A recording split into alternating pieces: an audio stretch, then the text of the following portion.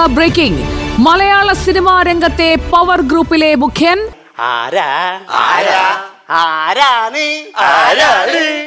നടൻ ദിലീപ്.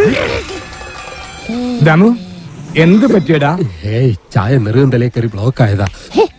ഈ മേഖലയിലെ കടിഞ്ഞാൺ കൈക്കലാക്കിയ ദിലീപ് ഉൾപ്പെടുന്ന ഈ പവർ ഗ്രൂപ്പാണ് 2017 വരെ സിനിമാ സംഘടനകളെ നിയന്ത്രിച്ചത്.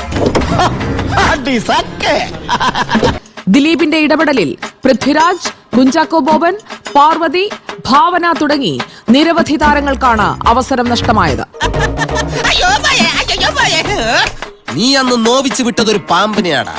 നടി ആക്രമിക്കപ്പെട്ടതിന് ശേഷവും പവർ ഗ്രൂപ്പിന്റെ ഇടപെടലുണ്ടായി. WCC പ്രവർത്തകരെ ഒതുക്കാനും ശ്രമം നടന്നു. ഓ, അപ്പൊ നീയായിരുന്നല്ല ഒറ്റുകാരൻ. അതേടാ, ഞാൻ ഒറ്റുകാരനായും പറ്റുകാരനായും പറ്റിക്കൽക്കാരനായും പല ടൈപ്പിൽ വരും. ജസ്റ്റിസ് ഹേമ കമ്മിറ്റി റിപ്പോർട്ടിലാണ് പവർ ഗ്രൂപ്പിനെ കുറിച്ചുള്ള പരാമർശമുള്ളത്. ഇഷ്ടമില്ലാത്തവരെ ഒതുക്കിയ നിന്നവിടെ കയറ്റിയിരുത്തി, ഞാനായിട്ട് തന്നെ നിന്നെവിടെ നിറക്കി. സുജയ, ഏതാണ്ട് ഒരു പതിറ്റാണ്ട് കാലം മലയാള സിനിമ ദിലീപ് എന്ന നടന്റെ നടിയാക്രമിച്ച കേസിൽ 8ാം പ്രതിയായ ദിലീപിന്റെ കൈകളിലായിരുന്നു ഇതിന്റെ കടിഞ്ഞാണ്. മര്യാദക്കല്ലെങ്കിട്ടല്ലോ നിന്നെ മാർക്കറ്റിൽ അങ്ങോട്ടും ഇങ്ങോട്ടും ഓടിച്ചിട്ടും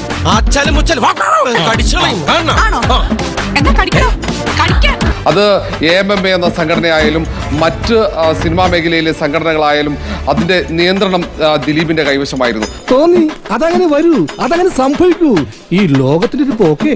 ആ ഘട്ടത്തിൽ ഏതാണ്ട് 2017 വരെ നടി ആക്രമിക്കപ്പെട്ടത് 2017 ഫെബ്രുവരി 17-നായിരുന്നു. ഏതാണ്ട് ആ ഘട്ടം വരെ ദിലീപിന്റെ കൈകളിലായിരുന്നു ഈ സംഘടനകൾ അല്ലെങ്കിൽ സിനിമാ ലോകമാകെ. എന്റെ കയ്യിലുണ്ടെങ്കിലല്ലേ അച്ചായ എന്റെ കയ്യിലുണ്ടെന്ന് ആൾക്കാരറിയൂ. എന്റെ കയ്യിലില്ലല്ലോ, ഞാൻ ഒളിപ്പിച്ചു വെച്ചില്ല. സിനിമയിലെ ഓരോ കാര്യങ്ങളും ഏത് സിനിമ ഏത് സമയത്ത് റിലീസ് ചെയ്യണം, പുറത്തിറങ്ങണം എന്നതടക്കമുള്ള കാര്യങ്ങളിൽ കൃത്യമായി ഇടപെടൽ ദിലീപ് നടത്തിയിരുന്നു. സ്റ്റീഫൻ നമ്മൾ ഉദ്ദേശിച്ച ആളല്ല സാർ.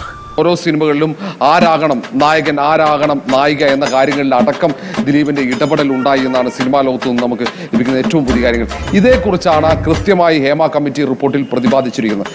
പിടിച്ചെല്ലാത്തിനും വണ്ടി കേട്ടോ, മര്യാദയ്ക്ക് വെച്ച് സത്യം പറയൂല.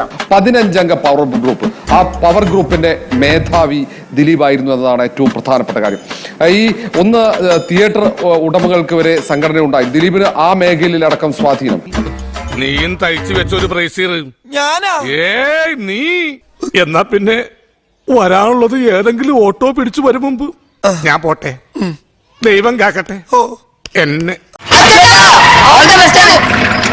താങ്ക്സ് മോനെ ദിനേശ, താങ്ക്സ് അടിച്ചു പൊളിക്കടാ.